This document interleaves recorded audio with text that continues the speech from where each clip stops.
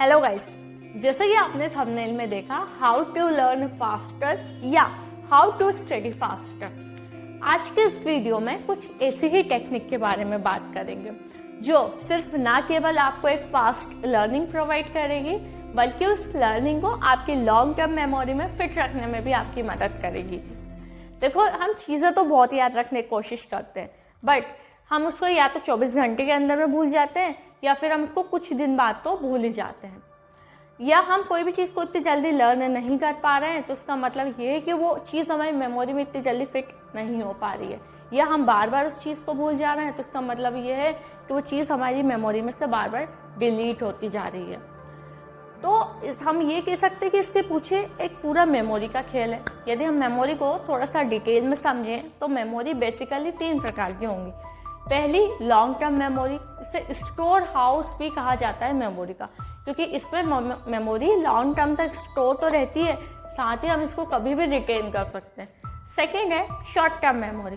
इसमें memory store तो रहती है बट वो एक कुछ ही टाइम तक रहती है, एक लिमिटेड टाइम तक इसमें मेमोरी स्टोर रहती है और एक लिमिटेड टाइम के अंदर ही हमें इसको वापस रिटेन करना होता है। थर्ड है इमीडिएट मेमोरी।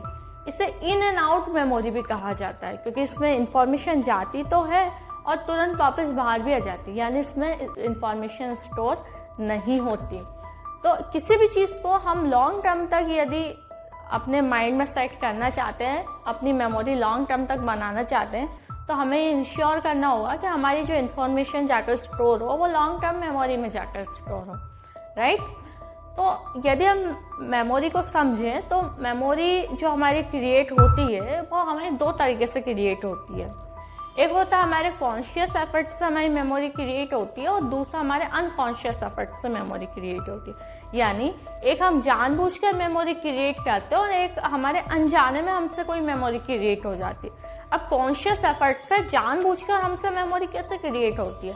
जैसे आपके पड़ोस में कोई आपके नाइबर रहने आता है और वो आपको अपना नाम इंट्रोड्यूस कराता है कि उसका नाम जॉन है, और आप उसके नाम को ना भूलो इसलिए बार बार रिपीट करते रहते हो जॉन जॉन जॉन।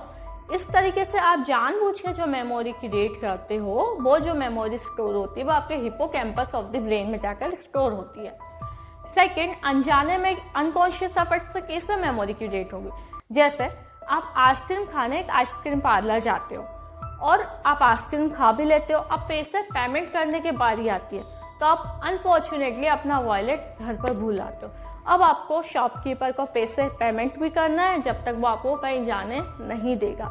वो इंसिडेंट से आपका एक दोस्त वहाँ से पास होता है, आप क्या करते हो, उस दोस्त से कुछ रुपए बोरो करते हो और शॉपकीपर को पे करते हो, फिर उस पार्लर से बाहर निकल जाते हो।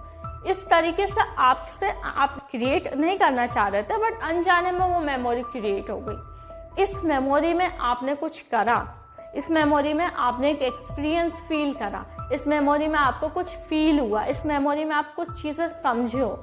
तो जब आपको कोई चीज़ें एक्सपीरियंस होती है, इस तरीके से मेमोरी जो क्रिएट होती है वो आपकी neo cortex of the brain में जाकर स्टोर होती है, और ये जो मेमोरी होती है मच मच मच स्ट्रॉन्गर होती है जो हिप्पोकैम्पस में जाकर जो मेमोरी स्टोर हो रही है उससे। तो यदि हमें हमारी लॉन्ग टर्म मेमोरी क्रिएट करनी है तो हमें ये भी इंश्योर करना होगा कि वो नियो कॉर्टेक्स में जाकर स्टोर हो, और कोई भी मेमोरी नियो कॉर्टेक्स में जाकर तभी स्टोर होगी जब वो जिसमें एक्सपीरियंस फील होगा, ठीक है। इस पूरी मेमोरी कहानी में हमें एक चीज़ तो ये समझ में आ गई, अगर हमें कोई चीज़ अपनी लॉन्ग टर्म मेमोरी में सेव करनी है तो हमें उसे चीज़ों को समझना होगा, उस चीज़ों को एक्सपीरियंस करना होगा, उन चीज़ों को फील करना होगा।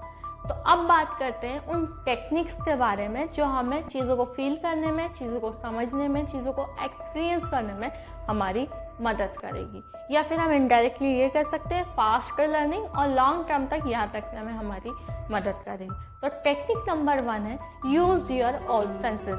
जी हाँ, मल्टी सेंसरी लर्निंग। देखो यार, हम चीज़ें तो अलग अलग तरीके से याद करते हैं। कोई हम बोल बोल कर चीज़ों को याद कर रहा है तो कोई देख कर चीज़ों को याद करता है, कोई लिख लिख कर चीज़ों को याद करता है तो कोई इयरिंग सुन कर चीज़ों को याद करता है। इन सब में एक चीज़ कॉमन तो है, वो ये है कि इन सब में सिंगल सेंस का यूज हुआ। यदि हम रीड कर रहे हैं सिर्फ और देख रहे हैं तो हम मन ही मन चीज़ों को याद कर रहे हैं, तो हम अपने आई सेंस का यूज कर रहे हैं। सुन सुनकर चीज़ों को याद करना है तो ईयरिंग सेंस का यूज़ करना है, चीज़ों को बोल कर याद कर रहे हैं तो माउथ सेंस का यूज़ करना है, राइट। हम फिंगर सेंस का यूज़ करना है। अगर हम चीज़ों को सिर्फ सुन रहे हैं तो वहाँ पे हम भूल जाते हैं। अगर हम चीज़ों को देख रहे हैं तो वो चीज़ हमें याद तो रहती है पर तुरंत बाद उसके भूल जाते हैं। पर उन चीज़ों को यदि हम कर देते हैं तो वो चीज़ हमें समझ में आती है, वो चीज़ हमें एक्सपीरियंस होती है और परमानेंटली याद हो जाती है, राइट। तो यदि हम चीज़ों को सिर्फ सुन रहे हैं तो जो भी हम सुन रहे हैं और याद कर रहे हैं तो उसका 10% ही हमें याद रहेगा। अगर हम चीज़ों को सिर्फ रीड कर रहे हैं, जो भी रीड कर रहे हैं उसका सिर्फ 20% ही याद रहेगा। अगर हम चीज़ों को सिर्फ देख कर ही याद कर रहे हैं तो जितना हम देख रहे हैं उसका हमें 30% ही याद रहेगा। पर यदि हम वहाँ पे अपने डबल सेंसेस का यूज़ कर लेते हैं, सुनते भी उस चीज़ को और उस चीज़ को देखते भी हैं तो हमें उसका 30% का याद रहता है। ये होती है मल्टी सेंसरी लर्निंग। अब आप बोलोगे यार मल्टी सेंसरी लर्निंग तो समझ में आ गया, होता क्या है मल्टी सेंसरी लर्निंग? तो देखो, जैसे ही मैंने नाम लिया पानी पूरी तो तुरंत आपके दिमाग में क्लिक हो जाएगा पानी पूरी। पानी पूरी का टेस्ट क्या है, पानी पूरी की स्मेल कैसी होती है, पानी पूरी दिखती कैसी है, पानी पूरी का शेप क्या है, उसकी छोटी से बड़ी चीज़ हर चीज़ आपको याद आ जाएगी। क्यों? क्योंकि उसको आपने खाते समय अपने मल्टी सेंसेस का यूज़ करा है। अच्छा, तो कैसे करा है मल्टी सेंसेस का यूज़? जब आपने उसको उठाया हाथ में तो अपने हैंड सेंस का यूज़ करा, जब आपने उसको टेस्ट करा अपने माउथ सेंस का यूज़ करा, जब आपने उसको स्मेल करा अपने नोज सेंस का यूज़ करा, और जब आपने उसको देखा तो अपने आई सेंस का यूज़ करा, और जब आपने मैंने बोला पानी पूरी अपने सुना तो अपने ईयरिंग सेंसेस का वहाँ पे यूज़ करा। इतने सब सेंसेस का यूज़ करके फिर आपने उसको खाया, इसलिए वो आपको हर समय याद रहता है। तो अब आप बोलोगे कि यार मल्टी सेंसरी लर्निंग तो फिर समझ में आ गया, बट अब इसको स्टडी में कैसे यूज़ करना है? तो देखो, स्टडी में ऐसे यूज़ करना है, जो भी चीज़ आप फोकस कर रहे हो, जिस भी चीज़ को आपको याद करना है उसको अपने आँख का कंसंट्रेशन उस पर होना चाहिए।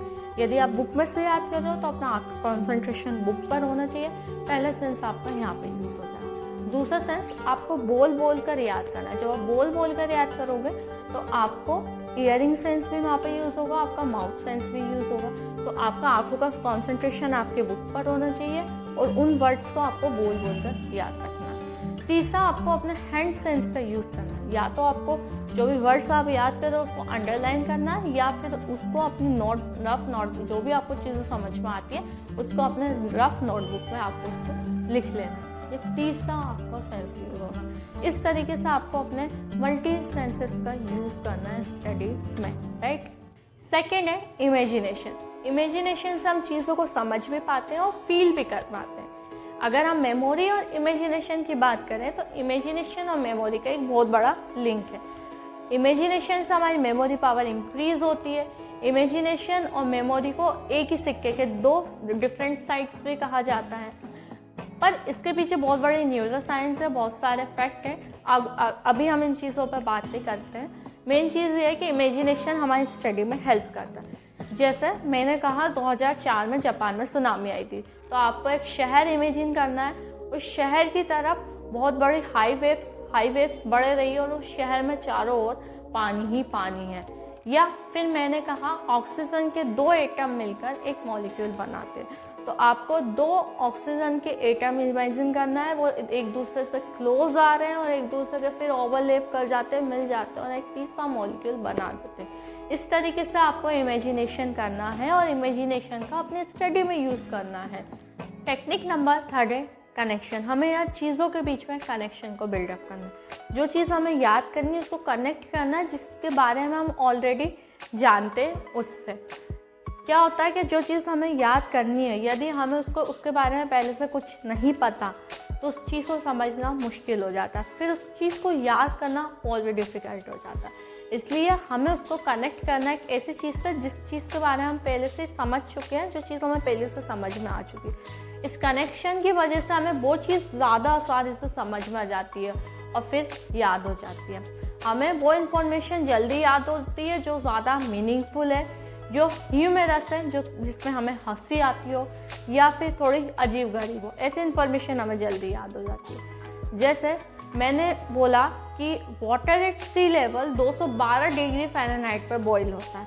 यदि इसका मैं थोड़ा सा क्रेजीनेस कनेक्शन बनाऊं तो मैं ये बोल सकती हूँ कि फ़ारेनहाइट ने मुझे 212 रुपये दिए थे और वो उबलते हुए समंदर के पानी में गिर गए। तो इस तरीके से मुझे कनेक्शन का यूज़ करना है अपनी स्टडी में, राइट।